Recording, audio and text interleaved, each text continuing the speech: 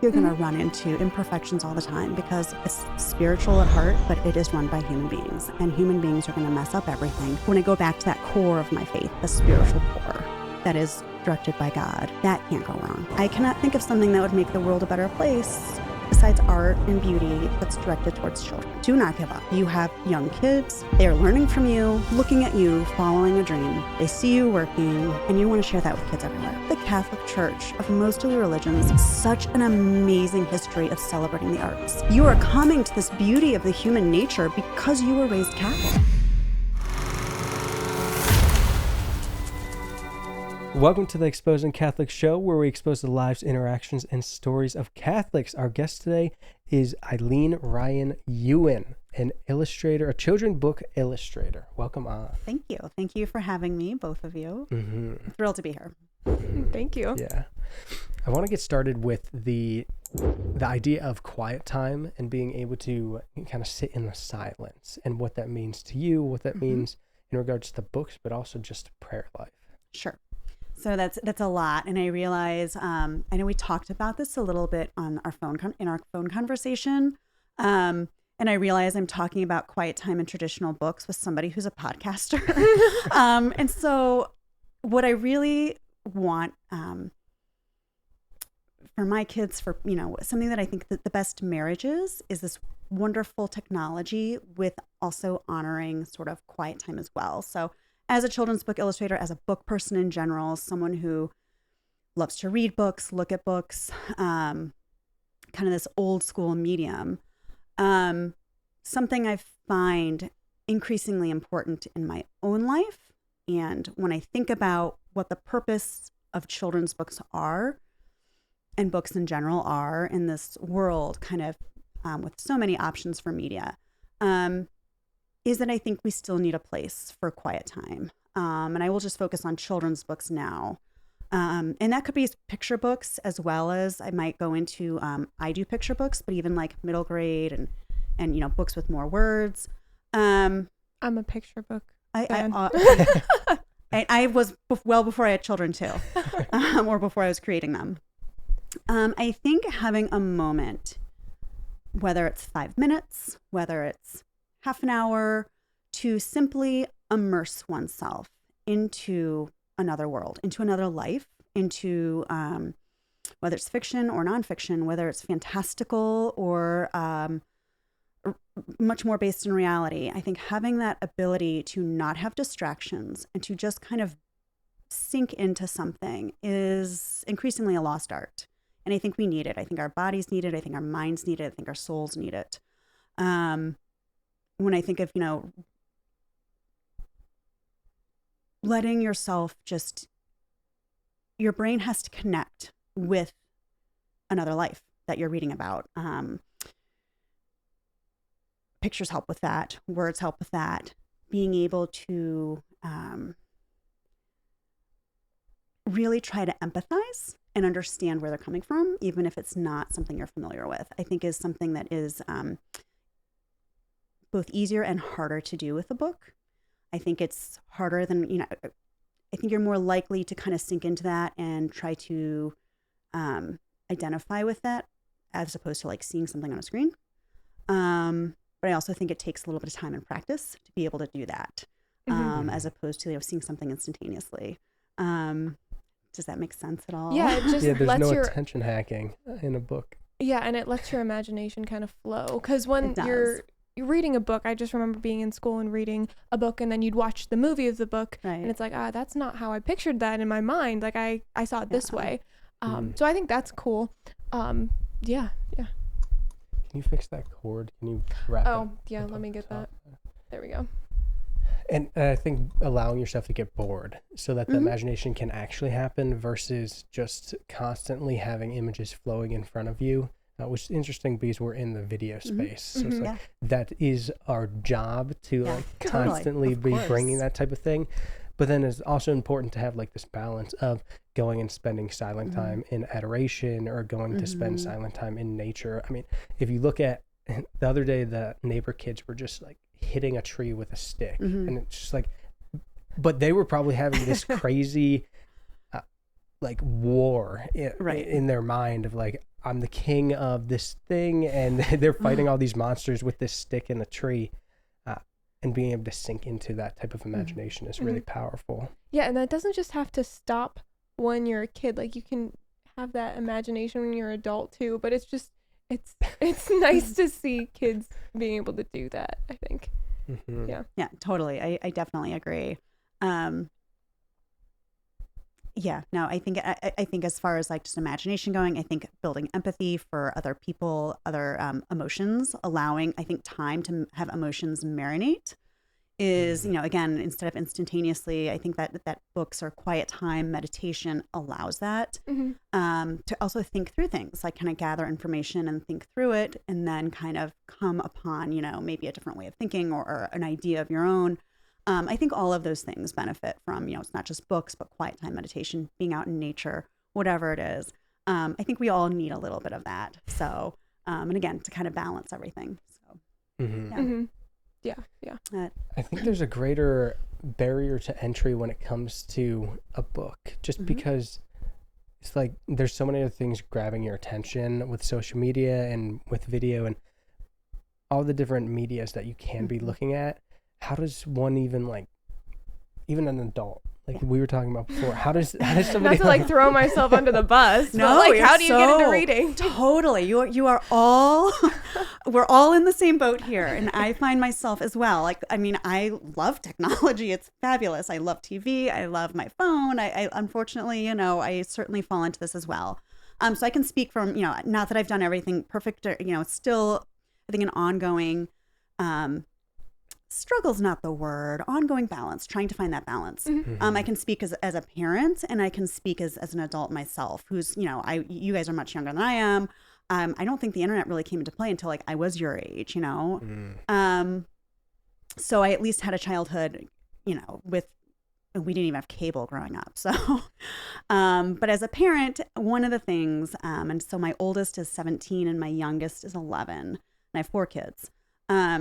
One thing that, as a book person who also loves TV and movies, I remember when my son I was pregnant with him. He's my oldest, and going through the catalogs, the Babies R Us, which I don't even know if that exists anymore. No, and that was so sad. I know, R.I.P. but it was still around then. Dating myself, and my mom looking through all of like the baby stuff, and like everything has blinking lights, and like one is like, I'm like, and she's like, well, why would you put that somewhere in front of a baby? They're just going to and we had plenty of blinking light stuff, why would you put that in their crib? They're never going to go to sleep then. I'm like, oh, I might have a point. So, and we had plenty of blinking toys, plenty of noisemakers. My kids have technology, of course, but we also made sure that like when my son would wake up really early in the morning, because he never slept, is we would just line his crib with board books. And I think from a very young age, and every kid is different, but I will say my kids are readers, despite also having phones, despite having, I do think, just making sure that's there. So when he woke up in the morning, he would just look at books, and we could hear him babbling in his crib, and we got like an extra hour of sleep because he would like look at one book, put it down, look at one book, put it down. And just making, I read aloud to them still sometimes, they would probably be embarrassed if I told you this. But read one of the, if I could pull up one of the books, is that okay? Okay, so one of the books it just came out because Barbara, the author, is actually a podcaster named Sarah Mackenzie for Read Aloud Revival. So the book is about a famous author, illustrator. I can get into that a little bit later. But as far as like Read Aloud Revival is a podcast about how to make sure your kids in this age of technology still love to read, still get the values of it, can still get that quiet time. And I only came upon her maybe 5 or 6 years ago, her podcast, but as a parent, like kind of learning how, teaching your kids how to love books. So it's not a scary thing. It's not a punishment. It's not, they like to, and they can balance, here's a movie night, here's TV time, here's your phones, iPads, but they also, I will say, read. I think it's really just because we really focus that from a very young age. We read to them every night as babies and toddlers and throughout the day as well. So again, hopefully they grow up with that balance and it continues. As an adult, I find myself slipping as a reader. So trying to find that practice. And again, this can be for meditation, prayer. I think it really does all go together, but like sometimes waking up extra early to like read a little bit. Cause I find myself so much more grounded and ready for the day when I have that, like I start the day with this quiet time before anybody wakes up. I just did it this morning and just spend like half an hour reading a book. I'm in a much better headspace and heart space. You know, if I'm reading something beautiful, and whether it's scripture, usually it's for me, it's a novel. But it really helps my day go much more smoother. And there's also, a book I just read called Stolen Focus. And I not remember the author's name, but just about practices of like, you know, here we are in this age. It's a wonderful age to be in, but how can we also get back our focus a little bit by putting some things down or putting it away for a little while, and then relearning, basically re-educating ourselves how to like slow down. Yeah. And also sink into something, and also it's good for our minds. It's a workout. It's an exercise for our minds and for our hearts, I think, and our souls. And I think, you know, again, like the book I'm reading now is just takes me to another part of the world, another era, I'm learning so much about other cultures. And I do that in movies too, but this is just, I think, the humanity that comes sometimes that you can learn about. And again, the empathy for other humans, I think, is much more apparent in books, generally speaking. So that's just something that I have found in my own life, just trying to carve out a little. It's a struggle all the time. We've got something special for all our Catholic organizations. Now, before you skip past this part, it's not an ad. It's more like an incredible opportunity to take your digital presence to the next level. And I'm going to let you in on a little secret here, something only for our podcast listeners. We, DM Productions, have a 2-day Catholic social media makeover course. It's an online course specifically made for Catholic organizations. It will take your social media to the next level. And we make it easier than ever with our step-by-step video walkthroughs, cheat sheets, customizable templates, and more. Catholic organizations, let's start creating the quality and results that secular businesses have, but with the depth and beauty of Catholicism. Oh, and did I mention the price? $700. But remember I said I was going to let you in on a little secret? Use code DM Podcast to get it completely free. No credit card required. Just pop that code in and you're all set. Head over to www.dm.productions/social media makeover or click the link in the description. Now back to the show. Yeah, I mean, when I was in school, like they would make you read the books that you're forced to read. Right. And so I think that turns a lot of kids off from reading, because it's like, no, every single book I've ever had to read was not interesting to me. Totally. And so why would that be different for other things? Like, you just have to find what you like. Yeah. And that was like finding the Bible for us, I think, really, really helped, because it was something that's like, oh, it's a book. Yeah. Like, it's super old and there's super small text and like it's not interesting, and that's just not true. Right. Like the small text, yes, but then we were talking about the Alabaster Bibles and how like it's this beautiful format of like pictures, and the text, you can read it. It's like it has nice pages and everything. It's beautiful, and to be able to like just dive into it one book at a time, rather than like being super intimidated by opening this like huge, thick, super small text, thin pages.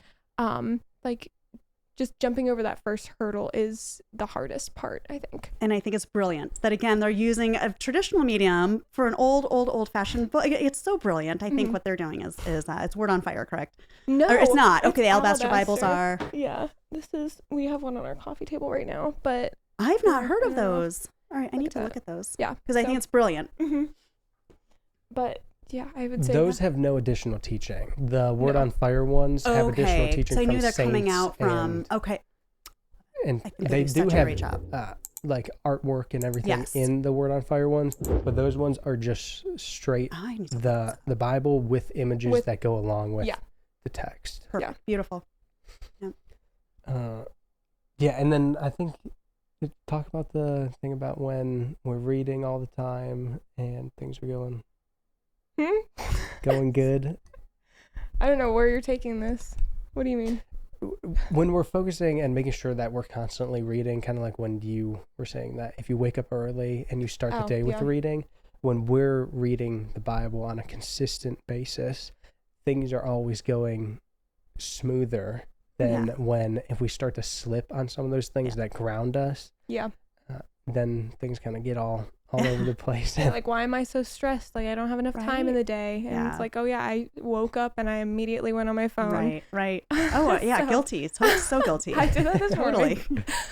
But then we read, so that was good. We got back on track. And no shame. Like I also the number of times I wake up and go on my phone, like no shame. It's me. This is just simply like what I have found for myself, and I see myself slipping. You know, I had been a reader my whole life, but less and less and less, and I've been reading less. So it's a struggle, it's a battle, and what works for one person is not the answer for another person. But I have found when I do go to that in the morning or find a quiet spot, it really does make me feel better. And it is a practice. It's an exercise, whether it's praying, reading, literally exercising your body. Like if you do it, the more you do it, the easier it is. So yeah, it would take us forever to get through a chapter, and then now it's like, okay, it's not that bad. Yeah. But at the start, like, whoa. Oh yeah. Chapters. That's a lot. That's a big chunk right there. Yeah. No, I'm gonna look into those Bibles, because I would have a hard time and we certainly have Bibles. My kids go to Catholic schools, but I'll be like, oh, where's the Bible? And it's so thick. It is intimidating. So I love what these publishers are doing. Yeah, for sure. And this is a complete sidetrack, but one thing that we did recently on like a date night was we just went to the library. Like, nice. We don't want to spend money this Friday night. Like, let's just go to the library, Lovely. go get a bunch of books on homesteading and farming and like all love these it. different things. And it was really, really nice. And then we went home and we just like looked at the books and made dinner, and it was really, really nice. Aw, it was sweet. a slow evening. Yeah. And it's different for like us being in our 20s. Like, oh yeah, we went to the library and we read some books and on a Friday night. That was the best evening. Well, I will share to keep the tangent going, so I apologize. But when my son was in 3rd grade, he got his first library card, and he plays hockey. We were going to an outdoor rink. We were living in St. Louis at the time, and my husband was like, Gabe, someday when you get a girlfriend, this would be a great place to bring a date. And he's like, Dad, I know where I'm bringing my first date. I got a library card. So, raising nerds, and it's lovely. It was really, really sweet. And I think that a lot of kids our age, the kids these days, I don't know, they would like that too. Yeah, for sure. Yeah. But that's very lovely. Do you want to get back on task? Yeah, sorry. No, I think my favorite part about that was the fact that we didn't realize we would have to park all the way down. Oh my gosh. Down the street, and then so we walked probably a mile, like a mile. maybe. Oh, wow. With they also had a book sale books. going on. Oh. So it was too good to pass up. These books were $1. So we just bought a bunch of them, and we look ridiculous. Like handfuls of books that were like just trekking down to the car a mile away. That warms my old lady heart. It does. Yeah, it was good. What got you into illustrating? Yeah. Just illustrating, I guess. Let's start there. I've always wanted to. Well, I mean, I've always loved drawing. I'm the youngest of 4, and all of my siblings are very good at drawing. My sister will say she missed art day, but I think it's because our 2 older brothers were just so good at art. Sometimes I think like there's an intimidation level. Yeah. So she never explored it as much. She is very creative in other ways. Amazing musician, and just a hilarious person in general. And then I think maybe being the youngest, I also kind of wanted to follow my brothers a lot. So I was drawing all the time. My dad drew all the time. He was actually a history professor, so he had no formal art training, but he was an amazing artist. And also, like, when you love something, you want to do it.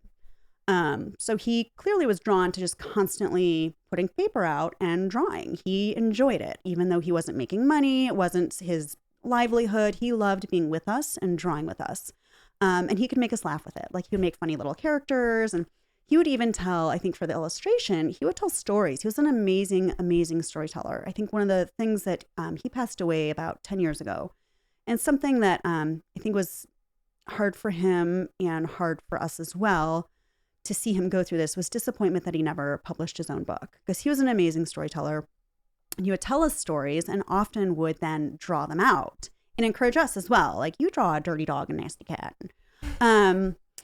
And that stuck in my mind. And I don't remember, to me, we always did this. And my mom later on was like, well, I think he sometimes would put out the paper and you guys would draw. But even if we did it only once or twice, in my childhood memory, it was all the time. I think it made such a huge impact on me. Like, I loved it so much, being with him, drawing with him sharing his time with us. I think, again, this era, because my parents were older. My dad did not get married until, this is more common nowadays, but he was 30, which is very uncommon then. And I was the youngest by quite a bit. So they were kind of the old parents in the class. So I think, he did not, no one told him, there's no parenting books to say this. He just genuinely loved being with us and loved telling us stories and loved drawing with us. So I think that example really made a huge impact on me. Like, I want to do this. I want to do this. It did not click for me as a job until I was in 4th grade. And I won an award in the school, like, literary journal for writing and illustrating. I wrote and illustrated my own story, and the teacher kind of saw it, or some kids saw it. I did it on my own. It wasn't a school assignment. They like, you should put that in the journal. And it won 2nd place, and I got $50 as a prize, which was huge to me. I was 9. And, that's when it clicked that it could be a job as well. Like, oh, I love doing this. Might be okay at it. I think this is what I want to do for a career. And basically ever since then, I've wanted to do it. And I will say also, like, my dad's father himself did not have I think 8th grade was as far as he got for education. No art training, but he, whenever he had money, would take art classes himself. And so I can think my dad, seeing him do that, painting, trickle down to him. One of his brothers is actually an artist, like a professional artist as well. He worked for the New York Times art. Anyway, it's something that's in our family that we enjoy, and we saw examples of doing it. And then basically after, 4th grade on, like, that's what, if someone asked me what I wanted to do, that's what I wanted to do. I wanted to make books. So I studied it in college. I studied actually fine art in college because they didn't have an illustration degree. Do they have those now? They do, and they still existed then, just not where I went to school. Okay. I went to Miami of Ohio, and they just did not have illustration. They had graphic design. I don't know. I graduated in 2000, so I don't know. I know. So old. I don't know if they do now, though. I have no idea. Yeah, I'm not sure either, but yeah. Okay. So and I loved fine art too. I love painting. I loved oil painting. But my whole focus really was how do I become a children's book illustrator? So that's my journey has just been kind of like, learning on my own, looking online. How do I build a portfolio? How do I can't put my nudes that I did in college for a children's book job. They would think I'm crazy because that's all I had. So anyway, it's been a journey, but it's literally what I've always wanted to do my whole life. Yeah. That's so cool. It's just like interesting about the nude thing. I mean, that's what we did. We had figure drawing. Yeah. And from like a Catholic standpoint, like it's not bad. Some people might think it's weird, but the body is beautiful. It is. And you're not looking at it in like a weird, tainted, like perverted sexual way. It's like the body is beautiful, and like to have art. I mean, the Sistine Chapel has like naked people all over the place. Totally.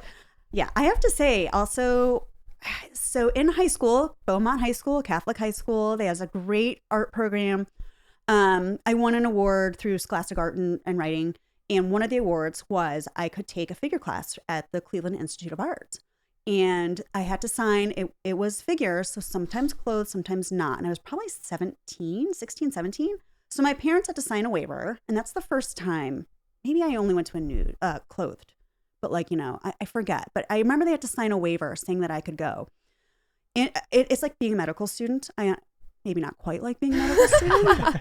But what you're looking at is how is this connected to this? How is the light hitting this? And you do have to study anatomy. Like, you have to look through bone structure. We had to perfect drawing bones and skeletons, like bones in the hand, to understand how a hand works, to make it look believable on the page. Even if you see somebody who's an abstract or a really loose artist, like, so, it's not exactly like even a cartoon, to make it believable and read to your mind, I cannot tell you how much they've probably studied anatomy. Like, they understand how the hand works. They understand how the foot works. They understand how the hand, different perspectives work, because they have studied anatomy. They've done life drawing classes. And it is, you see how amazing the body is. Every kind of figure. We had fat old people. We had young college students. There was a poor girl who was a college student on campus who had an eating disorder, and she had issues about her body. And this was something that she was trying to do to confront her own issues. And every student there, male, female, they're doing the same thing. They're looking at it as like this, understanding how the neck and the spine and the shoulders and the hips, they're looking at it as almost, honestly, like a piece of art. It is. It is like understanding how it is. So it's nothing sexual whatsoever. I know a lot of people get, like my kids even, like I've seen some cleaning out my parents' house. We found a bunch of those old drawings. Like, oh my God. I'm like, no, it was amazing. Go to the art museum, like you say, go to the art museum and you see this.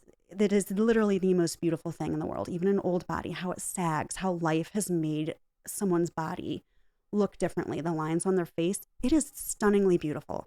Beautiful. Yeah, I agree. I can't get, I actually want to do life drawing again. It's been a long time. Like, I need to go back. So how did you transition from like nude art in college into being a So my children's illustrator? junior and senior year, I was able to build more, but there were more paintings, large paintings. I did start focusing though, a lot of the things that the professors would say, there's just quite a narrative here, meaning I'm telling a story with my paintings, even though they weren't necessarily subject matter. It was a lot of family history. And it's kind of, I started to kind of think along the lines of storytelling, even though it was for a painting class. So it did make its natural transition, but it still, wasn't exactly what you would put necessarily in a children's book portfolio for a publisher to look at. And then when I graduated, I really just tried to immerse myself in picture books and see what they're looking for and try to make characters and all different kinds, different races, animal characters, different settings, different perspectives, and really just build up a portfolio and start sending it out and try to learn what I'm doing right, what I'm doing wrong, where I should be sending it. It took a long time. It took a really long time. I did a lot of freelance art in that time. I would do portraits for people. I mean, house portraits, pet portraits, family portraits, restaurant logos. I mean, really anything, some art shows here and there. So but it took a long time to get published, a long time. So. Gosh, yeah, I can't imagine. I mean, it's like that for like every entrepreneur or it is freelancer at that point. Yeah. A lot of starts and like, nope, that didn't work. Try something new. So we're going through that right now. I'm sure. Yeah. It's a good building process. It's a good learning process without a doubt. So, and again, if you want something, you keep going and you keep adapting and you keep, have your moments of doubt of like, I'm horrible. And then no, you keep, get back up and try something different and new. And so it's a great learning experience. Yeah. And when did it like click for you where you like got your first book published or illustrated? Yeah. And I was after my fourth child was born, and I went to graduate school in there for actually writing. So again, kind of the struggles of motherhood and being a parent and trying to find that time for something, going through that, is it worthless to be an artist? Is it silly to be an artist? I've got my kids to focus on. A very good friend of mine who was a grandmother at the time, and I was doing any kind of illustration I could to build up my portfolio again in the evenings because I had 4 little kids. They were 4 kids in 6 years. We had no family in town, so no babysitters. It was a lot. And I remember thinking like, this is crazy. Her name was Maggie. Talking to Maggie, like this is crazy.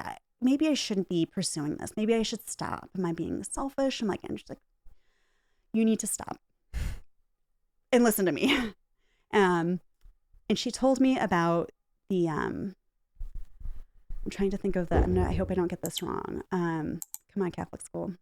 The calling of a vocation, the signs of vocation. She's like, at Mass this past weekend, it was about vocations. And the 3 things for a vocation is, are you good at it?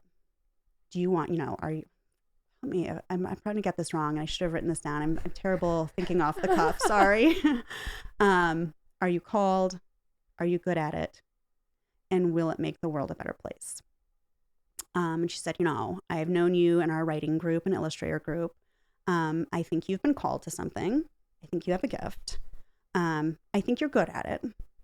And I cannot think of something that would make the world a better place besides art and beauty that's directed towards children. So she's like, do not give up. You have young kids. They are learning from you. They're looking at you, following a dream. They see you working, and you want to share that with kids everywhere. So again, she just made me feel so much better. Like, I'm going to probably, and so I did. And I think shortly after that, I sent out actually a Christmas card I had done of my family, and an art director saw that and hired me for my first book. So I think that was, and my dad had just passed away. Like, it was, I don't know if I think all of that coming together and being able to also publish something when he had always wanted to publish something himself. No, It made it. Mm-hmm. That's so sweet. Like, so No, sorry. I didn't know. So it made it worthwhile. I mean, I still have my doubts to this day. Like, this is, and I've heard this from a lot of, maybe it's true in every profession, but a lot of artists and writers, like, have, the, feel like a fraud in their business. Like, Yeah, the imposter syndrome. Yeah, totally. Like, I get to draw pictures for a living. Like, is this, then I keep thinking that no, I think of what Maggie said, and I believe it myself when I see other books, when I share them with my kids and other, art forms. Like, no, this has a place in this world. And so anyway, keep chugging forward. Yeah. What was your first book? I can show you. Yeah. Sorry. It was Mr. McGinty's Monarchs by Linda Vanderhayden. It was published by Sleeping Bear Press. Mr. McGinty, I don't think I modeled after my father, but people have said I did. And again, he had passed away. It is dedicated to my dad as well. So that's the first one. Kind of got me rolling. Yeah. So how did you transition, or was it just like something that happened from like just regular books to specific Catholic books, like working for Word on Fire? So they contacted me.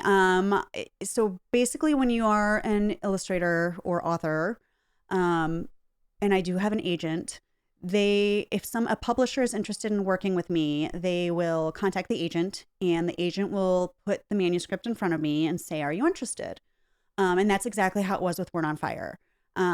And I had actually not heard of them. And a good friend of mine, I knew I could try, have you heard of them? And I looked at their website. I'm like, oh, I love what they're doing. I love their mission. I love their statements. And I loved the manuscript. Actually, it's actually from the Book of Daniel. So the author is God.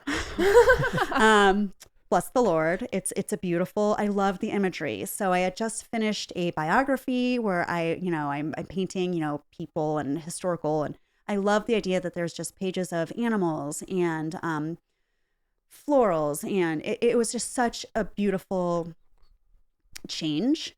And I was excited, and they must have known I was Catholic. I'm assuming.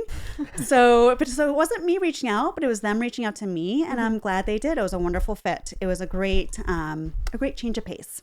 So, and they're just a lovely company, a lovely mission that they have, that I'm in awe of. So I'm really glad to be part of it. Thrilled that they asked me. So yeah. What are some of the differences that you experienced when illustrating something like that versus any of the other books that you've done? The process is actually was very similar. It was, when a manuscript is put in front of me, it is very much what all the publishing houses I've worked with is, we want to see what you do. Here's the manuscript. Here's, go ahead and put out what you think. And then they come back. There's always a back and forth. Like, this is working, this isn't working. They really want it to be 50% author and 50% illustrator. So I almost never work with the author. Generally speaking, I almost can never have contact with them until the book is published. Then I've gotten, really, I had no clue that's how that works. Yeah, I know, everybody is surprised. They really want to see the illustrator. An illustrator's job is to bring their experience and expertise to make it 50% theirs. So they don't want the author saying, I want it to look like this and I want it to look like that. Sometimes they can, like the book I just worked on is actually a historic, like nonfictions about rubber. So she had to have a lot of information about, like, she was the expert on rubber. So she did have a lot of say.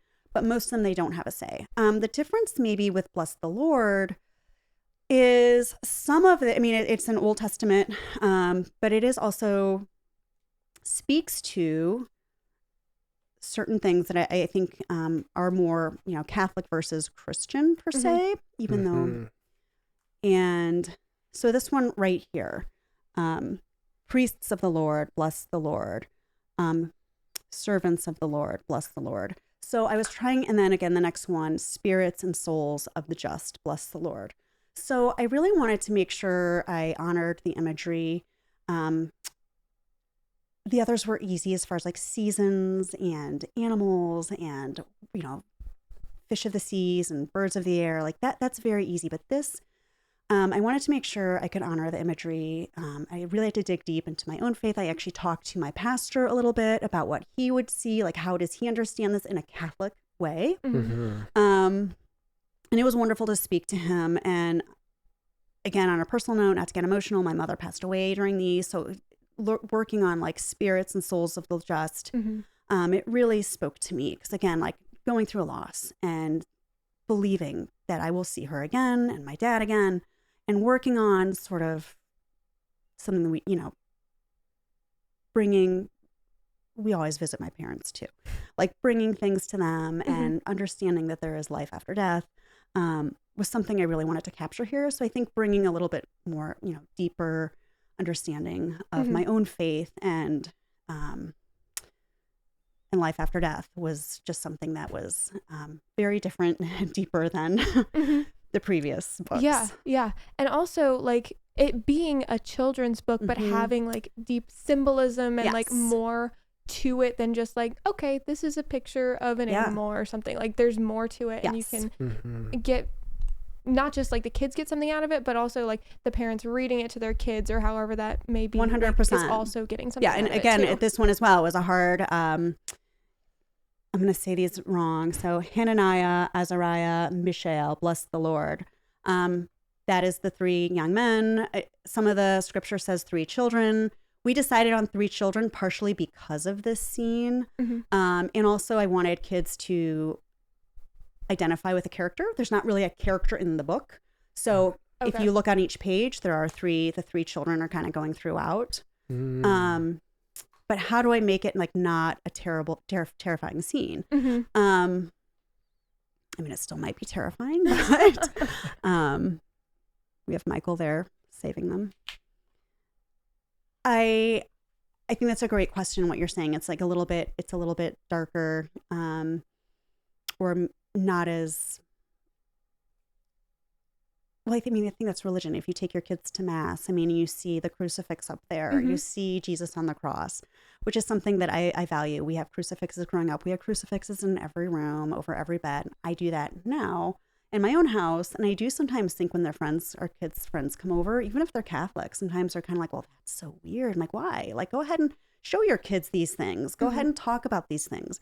To me, it's not, it's if you normalize, like what this means. This is, it's not Disney. It's religion. It's God. It's our faith. It's our, and it's humanity. Like things Jesus happen. died for us because he loves us so much. 100%. And that's something I'm very grateful. My parents never, always had open conversations about that sort of stuff. And I'm glad that I was able actually to include that in the book.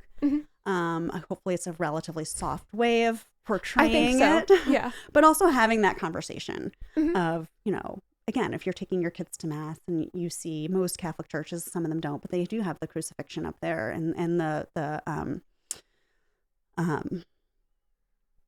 Stations of the Cross. This is a conversation that should not be, it's never as terrifying to me. It was always like, this is what love is. This is ultimate love.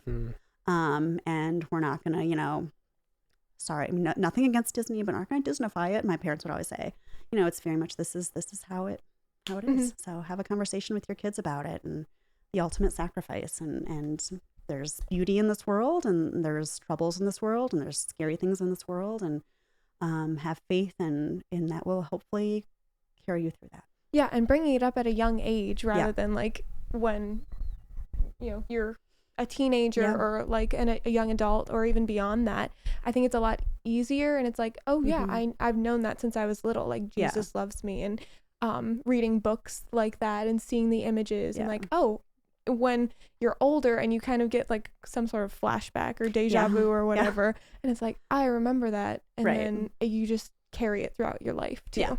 Yeah. Mm-hmm. How did you keep, like, I feel like a lot of people that go into the arts come out totally different than they went in. So how did you keep your Catholic faith throughout, not only just like the college art experience, but like now you're doing stuff that is very like hitting the nail on the head with Catholic imagery? Yeah. That's a good question. I've never been in a place artistically or literary, where I've been put on a spot to feel bad. I've been in other places, non-arts related, where, like, oh, Catholics are so weird. Like, totally. Like, I've been in those situations. To me, this comes to maybe from my upbringing, and I think We're on Fire brings this up as well, but where I think they're intertwined, and maybe holding on to that. I really believe, beyond like Jesus gave you a gift, God gave you a gift, everybody has gifts, like, yes, all of that. I really believe, and I'm not a great student of world religions, but so I could be wrong here, but I do think the Catholic Church, of most of the religions, such an amazing history of celebrating the arts. Such an amazing. It is something that I hold on to. And even as a reader, some of the best authors, many of whom maybe even denounced their Catholic faith as adults, I'm reading them. I'm like, hello, you are coming to this beauty of the human nature because you were raised Catholic. Like, your ability to see the dichotomy and the ugliness and the beauty and the fragility of humanity, I honestly believe is because it's from the Catholic upbringing, whether they acknowledge it or not. I mean, James Joyce, Jack Kerouac. I mean, I really believe, I'm not an English professor, so this is open for debate. But I when I read those, I'm like, I see so much Catholicism, and same in art, same in whether it's children's books or masterpieces you're seeing in art museums. I think that how can I not? Honestly, and I was always raised to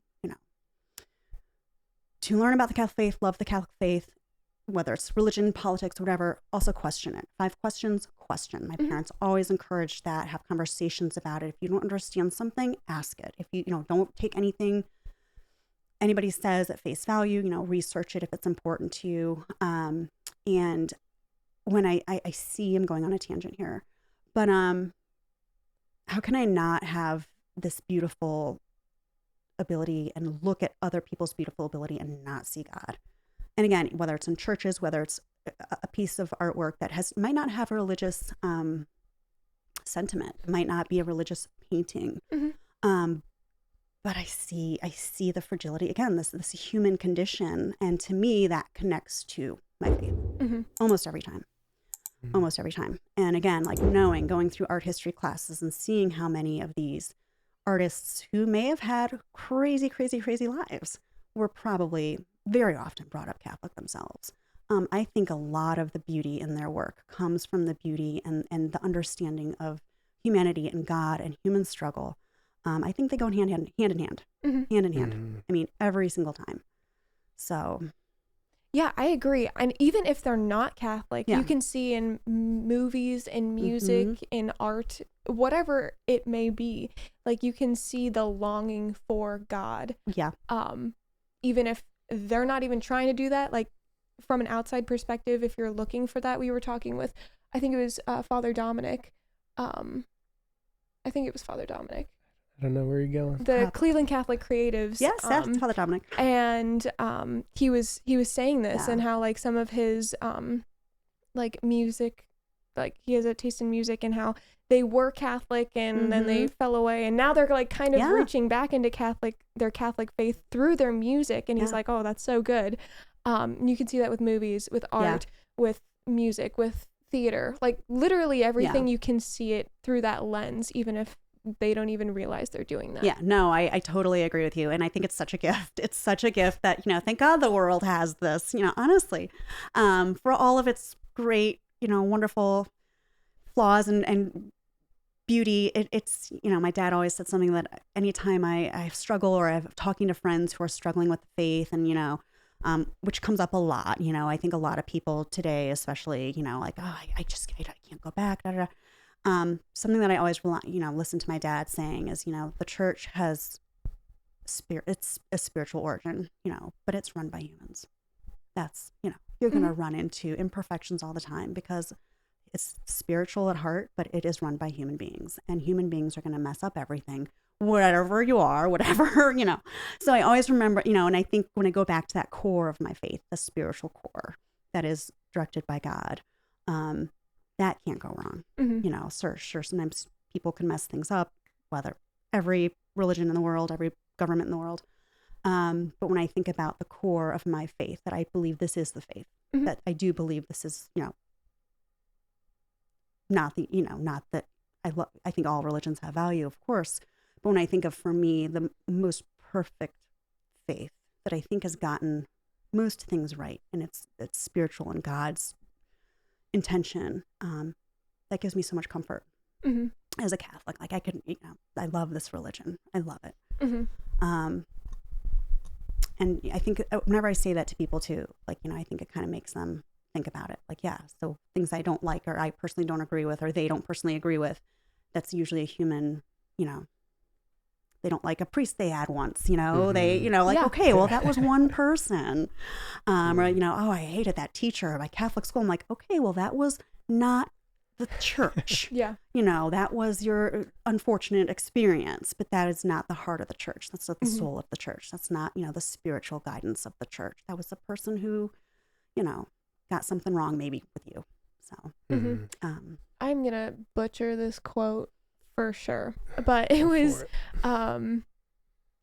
there's like not 10 people in the entire world that hate the Catholic Church. It's everybody that has their misunderstanding of what the Catholic Church is. Like genuinely, there's less than 10 people in the entire world that actually hate the Catholic Church for what it is, but everybody else just has a misunderstanding. I agree with that.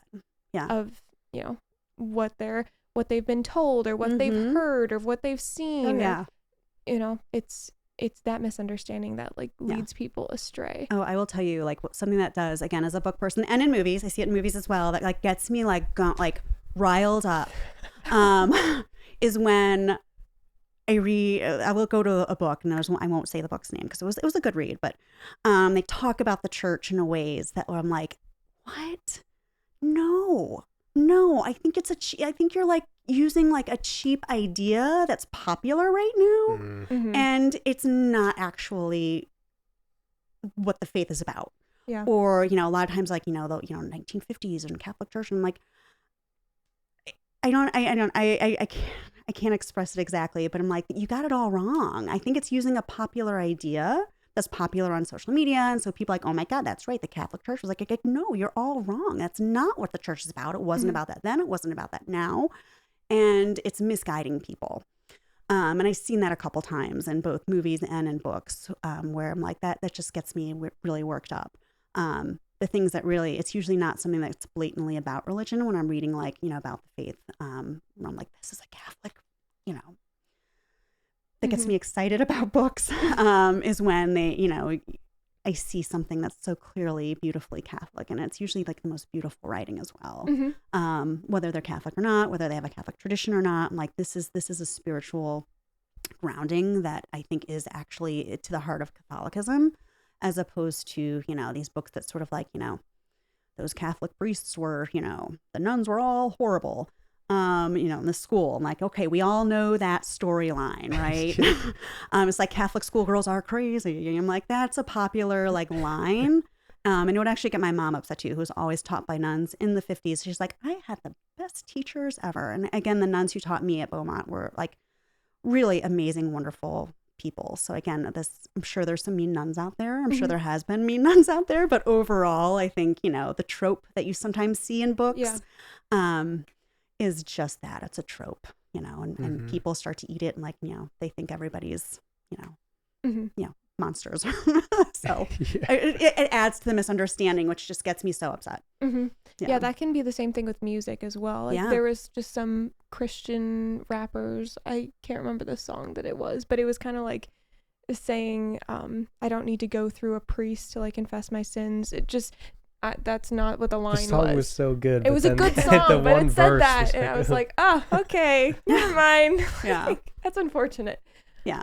Don't put down another religion to put yours up. You know what I mean? Like, that's like, I can't, or to get points, like popularity points with the culture. It's like, don't put throw something under the bus that's, so valuable. It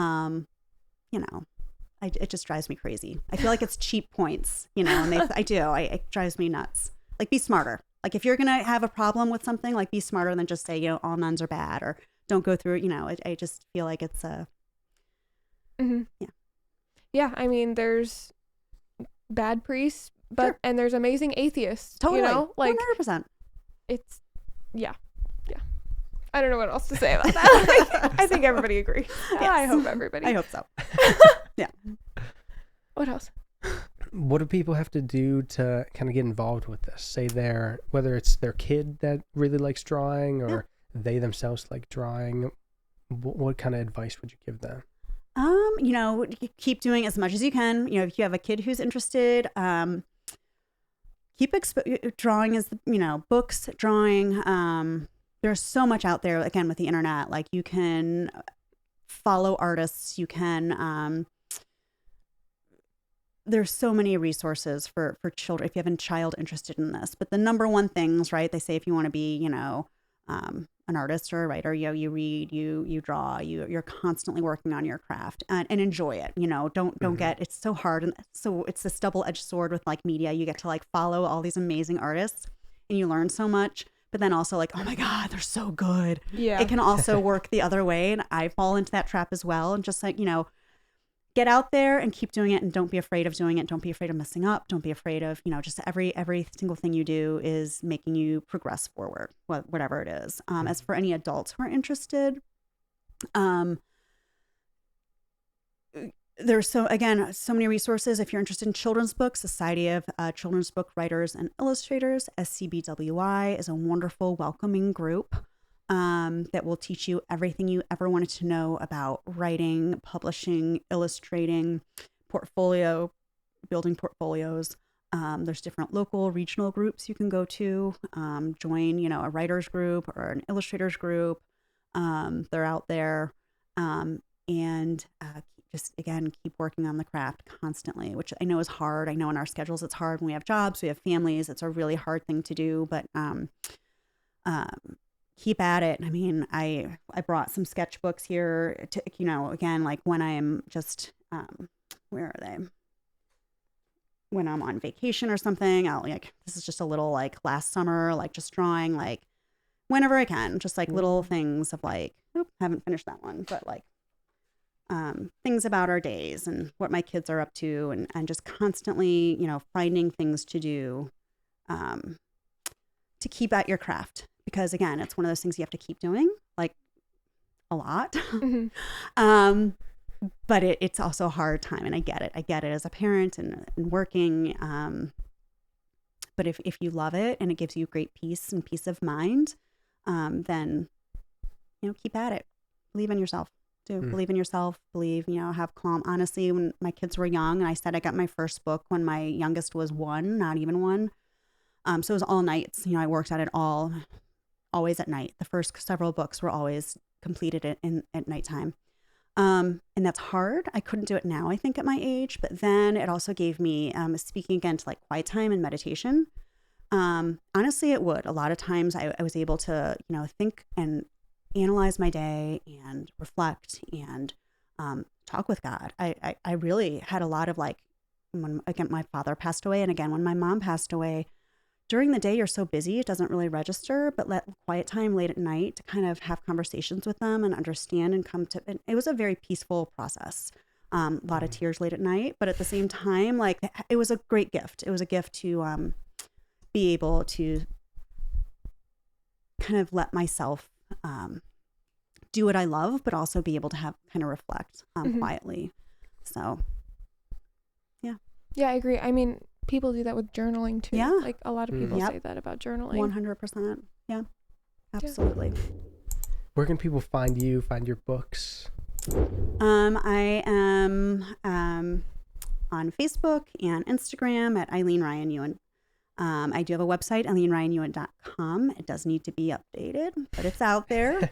My books are on Amazon and most stores. Actually, Because Barbara, that just came out, should be in most bookstores. If you go to bookstores and like ask for a book, they will order it.